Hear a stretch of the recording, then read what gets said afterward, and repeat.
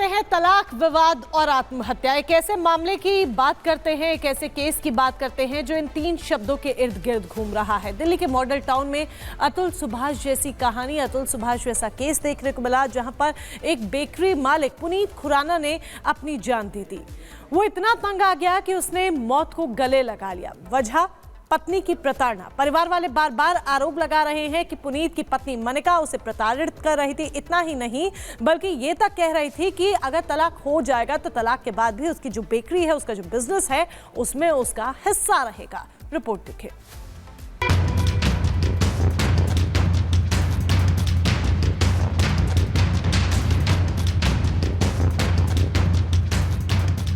अतुल सुभाष, ये वो नाम है जिसे आप अभी भूले भी नहीं होंगे।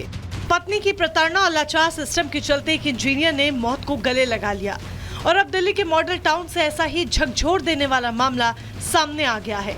पुनीत नाम के एक शख्स ने पत्नी से परेशान होकर फंदे से लटककर अपनी जान दे दी। परिवार का आरोप है कि उनके बेटे ने पत्नी की प्रताड़ना से परेशान होकर आत्महत्या कर ली है। मर जाऊंगा, ये कर दूंगा, वो कर दूंगा। हिम्मत है ना, जा मर के दिखा, फिर करके दिखा। उसको इस कदर उत्साह है, इतना उत्साह है।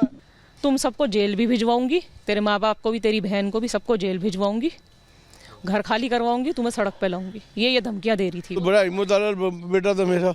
उसको मैं पूछता था कि बेटा ठीक है? हाँ पापा ठीक हूँ। पुलिस से यही कि हमारे साथ इंसाफ होना चाहिए, पूरे परिवार को जेल में डालो। अतुल सुभाष की तरह ही दिल्ली के पुनीत खुराना का परिवार भी उसकी मौत का जिम्मेदार उसकी पत्नी मनिका को मान रहा है। देर रात पहले दोनों ने काफी देर तक बात की और फिर पुनीत फांसी के फंदे पर झूल गया। अभी पहले तो धमकी दो, सुसाइड कर लूंगा और घर छोड़ के चला जाऊंगा, बिजनेस ले लूंगा पूरा, ये कर लूंगा, वो कर लूंगा, शक्ल नहीं दिखाऊंगा, ये सब करो। पड़ी मैंने 4 महीने से बिजनेस इतना बढ़ा दिया ना, तब ये बिजनेस घर हड़पना चाहते हैं। इस बातचीत की जो रिकॉर्डिंग सामने आई है उसमें उन दोनों के बीच बहुत तीखी बहस और गाली गलौज साफ सुनाई दे रही है। साथ ही प्रॉपर्टी की जंग भी। तू ना अब तू मारा प्रॉपर्टी के लिए, तेरे को लगता है ना प्रॉपर्टी तू मारा, तू गोल्ड के लिए मार ना। कोई बात नहीं, मेरे पास तो कोई है नहीं खोने को। कोई बात नहीं, जो तुमने लेना था सब मेरे वैसे ही ले लिया है। पुनीत के परिवार ने पत्नी पर कई गंभीर आरोप लगाए हैं। परिवार का कहना है कि मनिका उसे मानसिक रोगी करार देने पर तुली रही, जिससे उसे तलाक आसानी से मिल जाए, क्योंकि दोनों का तलाक का केस चल रहा था। प्रताड़ना से परेशान होकर पुनीत ने आत्महत्या की है। सुसाइड से पहले हालांकि सबूत के लिए उसने बकायदा एक वीडियो भी बनाया। परिवार के पास 54 मिनट का ये आखिरी वीडियो है। पुनीत की पत्नी ससुराल वालों को इसमें जिम्मेदार बताया है। पुनीत के भाई ने भी साफ बता दिया है कि दोनों के रिश्ते शादी के कुछ दिन बाद ही तल्ख हो गए थे और पुनीत के ससुराल वाले पुलिस पर लगातार दबाव बना रहे हैं। 8 साल पहले शादी हुई थी। शादी के 3-4 महीने बाद ही स्टार्ट हो गया था वो उसको, मतलब तब से वो उसको मतलब खुश नहीं था भाई हमारा। एक लास्ट वीडियो था जो पुनीत ने बनाया था, जिसमें उसने सुसाइड का पूरा वीडियो बनाया है कि क्यों कर रहा हूँ, किस पे इल्ज़ाम लगा रहा हूँ। उन पे पूरा उसने बोला है कि मेरी वाइफ, मेरे फादर इन लॉ, मेरी मदर इन लॉ और वाइफ की सिस्टर, उन सब पे उसने पूरा एलिगेशन लगाया कि उनकी वजह से मैं सुसाइड कर रहा हूँ और मेरे साथ क्या क्या बीती है। वो वीडियो भी पुलिस ने हमें नहीं दिया है, एक एविडेंस के तौर पे भी नहीं दिया है। परिवार अपना बेटा तो खो चुका है, लेकिन अब वो बेटे की आत्महत्या के लिए जिम्मेदार बहू और उसके परिवार को सलाखों के पीछे देखना चाहता है। पुलिस ने मनिका का बयान दर्ज कर लिया है। पुनीत का ये आखिरी वीडियो भी पुलिस ने कब्जे में ले लिया है। लेकिन सवाल ये कि आखिर समाज में ऐसे और कितने अतुल सुभाष हैं जो ऐसी प्रताड़ना का शिकार है। Bureau report, Republic Bharat. चलिए आगे बढ़ेंगे और बात करेंगे बिहार की, क्योंकि बिहार में कुछ महीनों के बाद विधानसभा चुनाव होना है और नए साल की शुरुआत से ही सियासी घमासान वहां पर शुरू हो चुका है, यानी कि सियासी रात मोनिका अभी से शुरू हो चुकी है। बिल्कुल, अभी से सियासी रात देखने को मिल रही है और तेजस्वी यादव कोई मौका नहीं छोड़ रहे हैं सीएम नीतीश कुमार को घेरने का। और कैसे किस तरह से उन्होंने घेराबंदी शुरू की नीतीश कुमार की, देखिए इस रिपोर्ट के जरिए।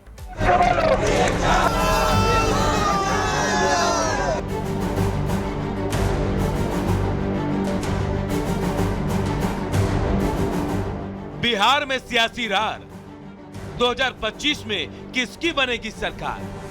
बिहार में सियासी खेती के बहाने निशाना।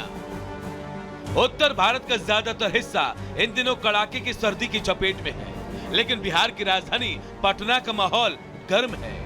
बिहार लोक सेवा आयोग की परीक्षा में धांधली का आरोप लगाने वाले छात्र आंदोलन कर रहे हैं। इस साल दिसंबर में पटना में इन छात्रों पर 3 बार लाठीचार्ज हो चुका है। इसके बाद भी छात्रों ने अपना आंदोलन वापस नहीं लिया। वहीं नीतीश कुमार के एक बार फिर पाला बदलने को लेकर चल रही अटकलों ने पटना के राजनीतिक माहौल को गर्मा दिया है। नीतीश के फिर इंडिया गठबंधन में लौटने की चर्चाएं तेज हो गई हैं, लेकिन आरजेडी नेता तेजस्वी यादव के एक बयान ने इन चर्चाओं पर विराम लगा दिया है। तेजस्वी यादव ने बुधवार को मीडिया से बातचीत करते हुए नए साल में नई सरकार बनने का दावा किया। तेजस्वी यादव ने नीतीश कुमार को नए साल की शुभकामनाएं भी दी और कहा कि नए साल में नई सरकार बिहार में बनेगी। उन्होंने कहा कि हम बिहार से बेरोजगारी हटाएंगे, बिहार में शिक्षा व्यवस्था अच्छी करेंगे और बिहार से पलायन रोकेंगे। इस नए साल में हम सब लोग, खास तौर पे हम लोगों ने संकल्प लिया है कि इस बार बिहार से बेरोजगारी को खत्म करने का काम करेंगे, पलायन को खत्म करेंगे और एक नया साल में नई सरकार हम लोग बनाएंगे।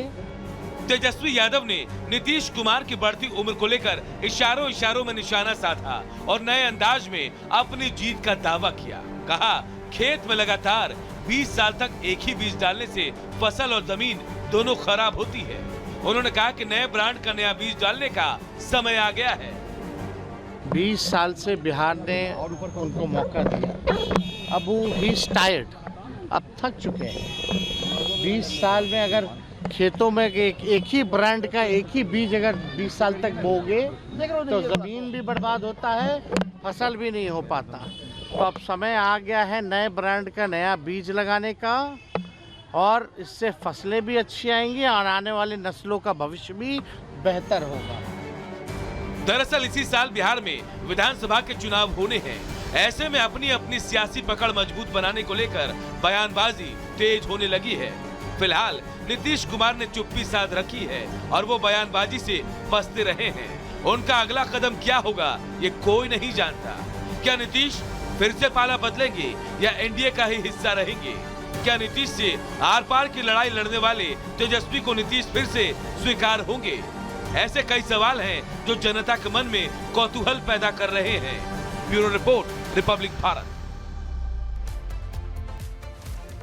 तो बिहार का सियासी रण है, यही एक बड़ी वजह है कि तेजस्वी यादव कोई मौका नहीं छोड़ रहे हैं, चाहे वो सीएम नीतीश कुमार को घेरना हो, उन पर निशाना साधना हो, किसी मुद्दे को लेकर हमला करना हो, कटाक्ष करना हो या फिर जनता को रेवड़ी का लालच ही क्यों ना देना हो। किस तरीके से तेजस्वी यादव जनता को लुभाने का काम कर रहे हैं वो भी जरा यहाँ जान समझ लीजिए। भाई बहन मान योजना की बात सबसे पहले करते हैं, जहां पर महिलाओं को 2500 रुपए महीना देने का वादा नीतीश के विरोध में तेजस्वी यादव यहाँ पर करते हुए नजर आ रहे हैं।